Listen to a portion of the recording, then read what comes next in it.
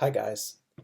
In this video today, I want to tell you a little bit more about my story, my drug of choice, and my recovery. So, my father was a pilot. I'm a pilot. And he got involved in some messed up stuff when he was um, probably my age, maybe in his 40s. And he ended up getting into some trouble. And he was involved with drugs. And and it wasn't that he was taking them, it was that he was delivering them and moving them. He was a pilot. And that got him into some trouble. And he went to jail. When he got out of jail, he disappeared. We don't know if he ended up running into the people who he was running drugs with or if they just came after him, but he was gone. And that was a mess for a 4-year-old boy. Um, my mom did amazing. She solved the problems that were presented. She was a nurse at the time and she figured out what to do. But, and she fed me and she took care of me and I was loved and spent a lot of time at my grandparents' house. Um, we survived. And in so many respects, it would seem like it was still a great childhood. But that disappearance of my father affected me. I wasn't abused like so many people are as children. There's no sexual abuse.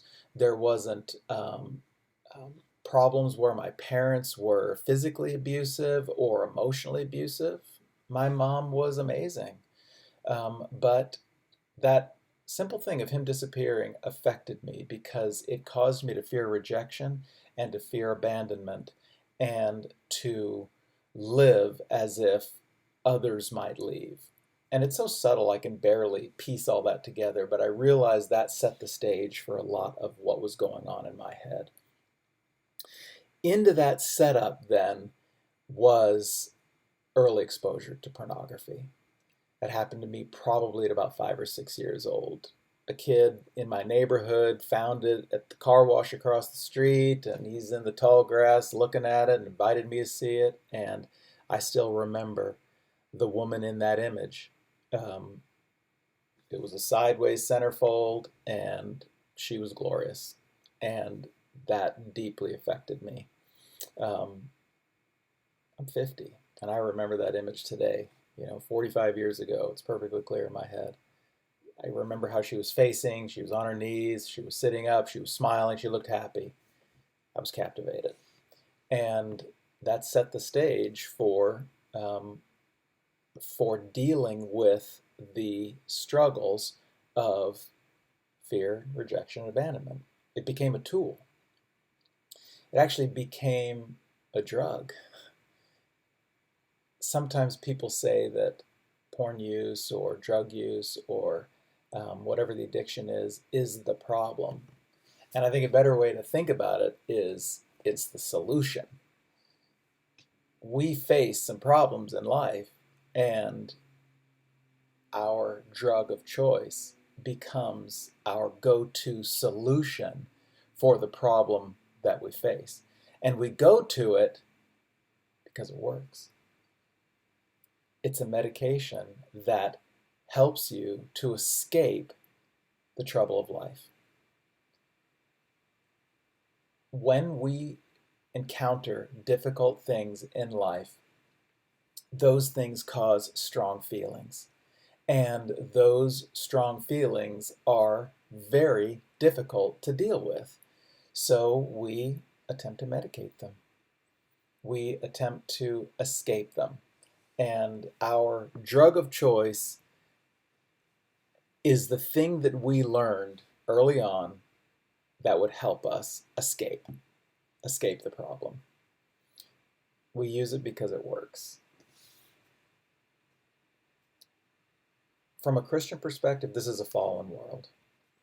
One of my scriptures that I look at and think about that is John 16:33. It says, where Jesus was saying, hey guys, in this life you're going to have some trouble. but be of good cheer. I've overcome the world. Well, I definitely identified with the first part of that. We're going to have some trouble. And we are. It is a fallen world. And it's not going to be perfect. Things are not going to work the way we want them to.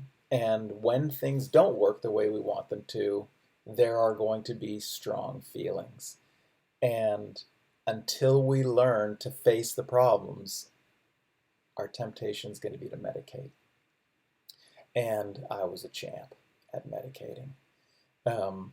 It wasn't long before I would hear the other young boys, I remember 10, 11, 12, 13, everybody starting to talk about women and porn and masturbation.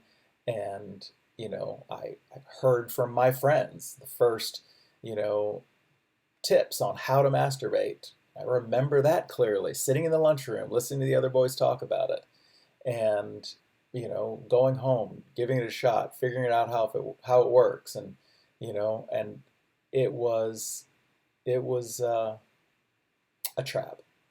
The enemy set traps for me that I stepped right into because I didn't know. I didn't know how this stuff worked.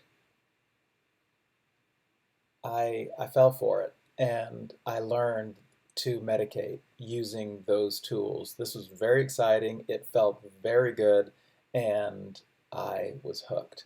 So throughout my teen years, I got more and more involved, and then started trying other things. And I probably won't be too explicit on this channel about all the different things I did, but I've tried just about all of it. And those things were very effective in helping me escape the problems that I was facing. And they became compulsive. I would say to myself, whoa, this isn't helpful. I need to stop doing this. This is costing me something.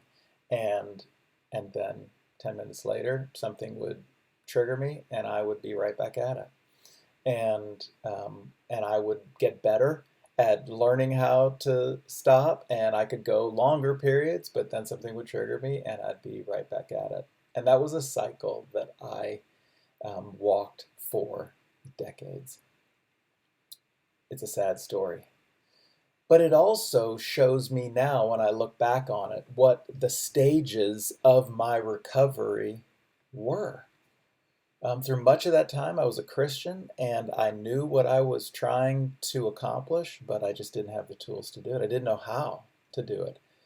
There were months, years of despair where I knew this was hurting me. I knew this was hurting my wife, but how do you stop? Because the very mechanisms that you use to make a decision would get hijacked by the addiction. You would make a decision, okay, I'm not doing that. And I'm writing it down. I'm making a decision. It's not going to happen again.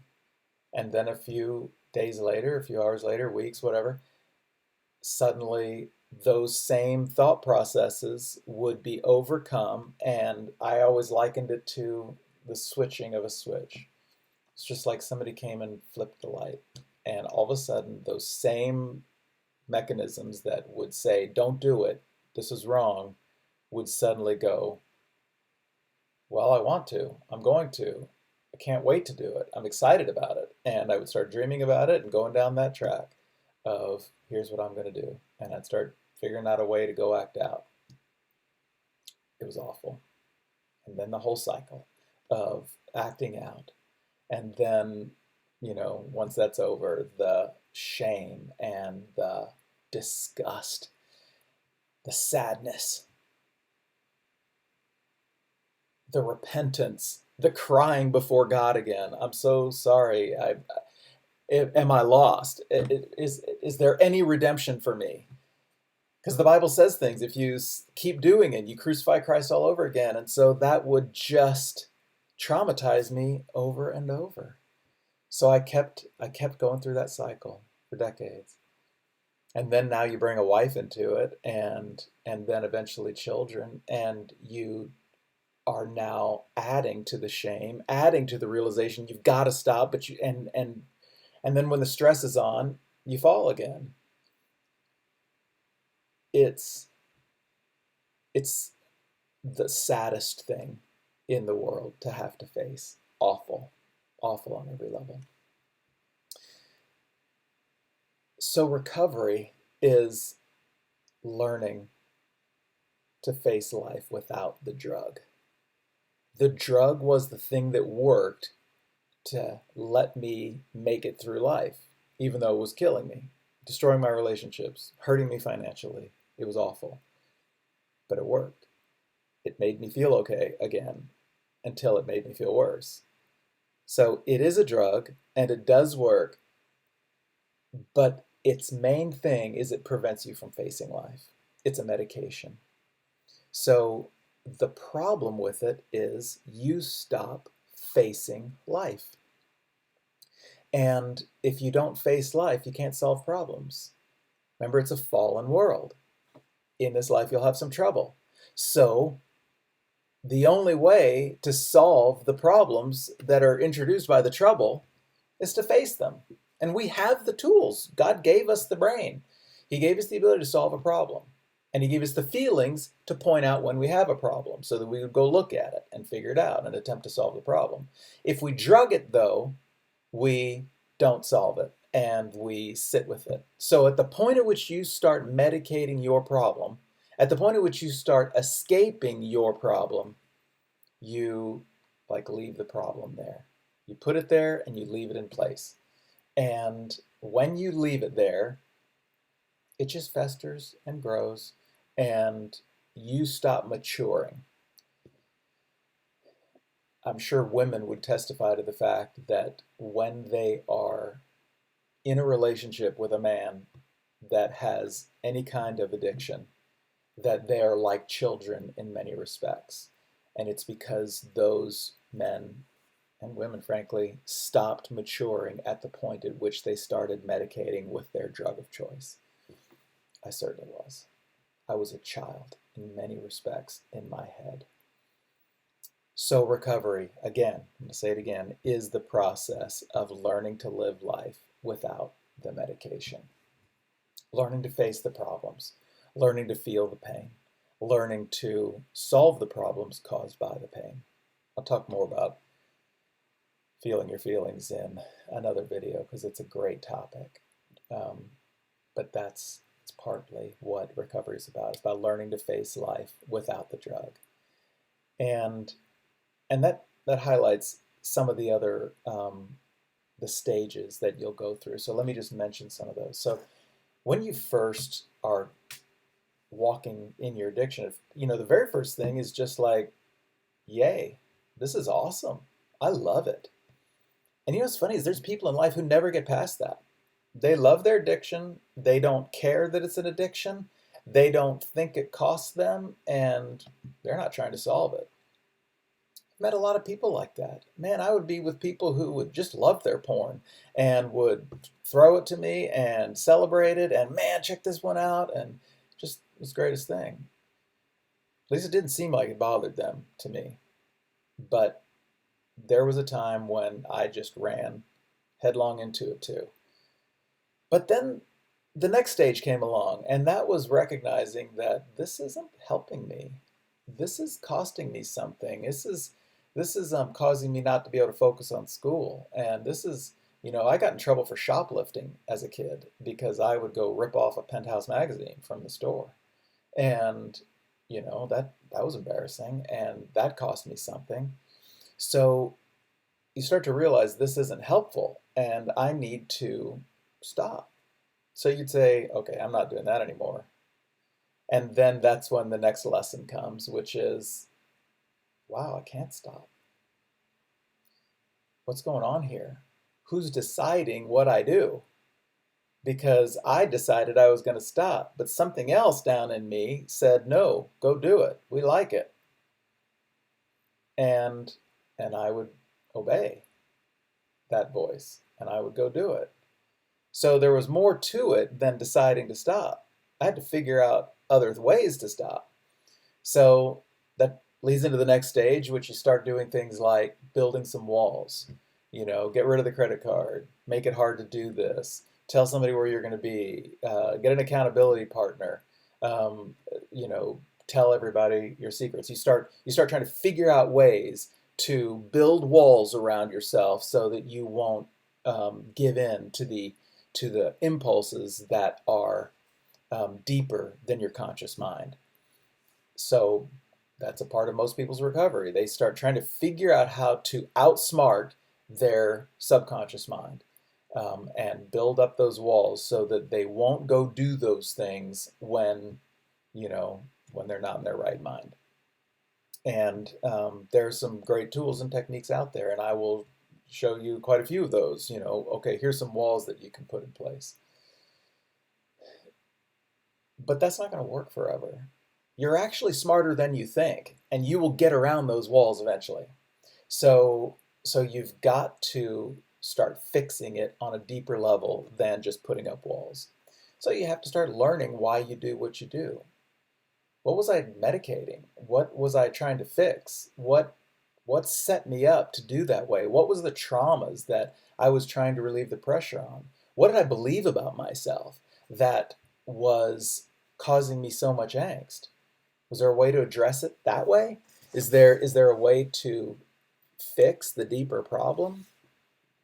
So that's where I had to go next. I had to start learning why I was doing what I was doing. And that leads naturally into the next thing, start healing those defective ideas. Parts of me would believe that I wasn't lovable, that no one delights in me, that that I'm unworthy, that I am a piece of shit, and there's no hope. And and the only thing worth doing was removing the pain. So healing some of those underlying things started the process of learning the truth. The Bible says in John 8:32, if you abide in his word and his word abides in you, you will know the truth, and the truth will set you free. So I started having to heal what was going on underneath. I had to learn the truth. Learn the truth about God, learn the truth about myself, learn the truth about the fact that I am loved and my life does matter and I do have value and there's things I'm good at. And the things that I learned as a child about myself with regard to rejection and abandonment and fear, that those were just lessons that a child learned with a child's mind going through things that he didn't understand, but they weren't the truth. So all throughout my life, I believed lies. So the healing process was finding the truth, breaking agreement with the lies, healing the underlying belief system. And it's not just here. It starts here in the mind, but eventually you got to move those beliefs out of the mind and into the heart. And that is where we get into the last couple of steps. And I would say it this way. One of the last steps is learning to lead the heart, learning to direct those deeper impulses into something healthy. So we're actually kind of changing their direction. And then the final step of recovery is to actually rehabilitate those impulses of the heart. Rehabilitate the heart so that when trouble comes, those impulses are moving you towards something good instead of moving you towards something damaging. So those stages, call them stages, will be the way that it was the way that I moved through healing. Yes, it's wrong, I need to stop. Put in some walls to help me to stop. Then start to learn what's going on underneath all that and start to heal those beliefs and come into agreement with the truth, and then to actually start rehabilitating those deeper parts of me that have impulses that are unhealthy. Replace them with something healthy. So I'm going to get into the psychology of that and the way that you practically do that on many different levels. But I just want to encourage you, if you're watching this, that it is possible and it works and you can do it and there's hope. That you're not stuck in this forever. It's not a hopeless cycle where you're just going to die in it and where you just want to give up. So don't give up. Hang in there. Watch the next video and start to learn some of the tools and techniques of healing what's going on in there, of rehabilitating your heart so that you can walk out of it. Okay, that's enough for today. I'll see you in the next video.